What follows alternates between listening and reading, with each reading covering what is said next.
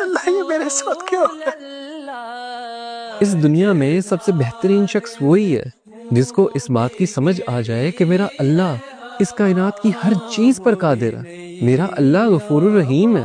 جس انسان کو یہ سمجھ آ گئی وہ انسان اس دنیا اور آخرت میں کامیاب ہے۔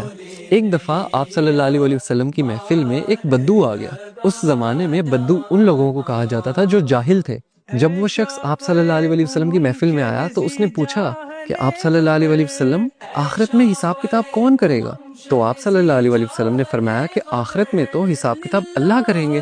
تو اس بدو نے دوبارہ پوچھا کہ اللہ کریں گے حساب کتاب؟ آپ صلی اللہ علیہ وسلم نے فرمایا ہاں اللہ کریں گے۔ یہ بات سن کر وہ بدو مسکرایا اور کہنے لگا کہ آپ صلی اللہ علیہ وسلم مجھے اجازت دے، اور وہ وہاں سے اٹھ کے چلا گیا۔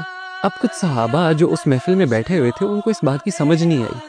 وہ اٹھے اور انہوں نے اس بدو کا پیچھا کیا اور اس سے جا کے پوچھا تم آپ صلی اللہ علیہ وسلم کی محفل میں آئے ہو، تم نے سوال کیا ہے کہ آخرت میں حساب کتاب کون کرے گا؟ آپ صلی اللہ علیہ وسلم نے تمہیں جواب دیا کہ اللہ کریں گے، تم مسکرا کے اٹھ کے کیوں آ گئے ہو؟ تو اس بدو نے مسکراہٹ سے کہا کہ اگر اللہ تعالیٰ نے آخرت میں حساب کتاب کرنا ہے تو اللہ تعالیٰ تو بڑا غفور الرحیم ہے، وہ تو مجھ سے میری ماں سے زیادہ پیار کرتا ہے۔ کیا اب میری ماں مجھے جہنم کی آگ میں جلا سکتی ہے؟ جب میری ماں نہیں جلا سکتی تو وہ رحیم و کریم میرا مالک میرا اللہ مجھے کیسے جہنم کی آگ میں پھینک سکتا ہے؟ تو وہ صحابہ آئے آپ صلی اللہ علیہ وسلم کے پاس اور بولا کہ آپ صلی اللہ علیہ وسلم اس طرح ہم اس بدو کے پیچھے گئے تھے، اس نے یہ بات کی ہے کہ اللہ تو بڑا رحیم ہے۔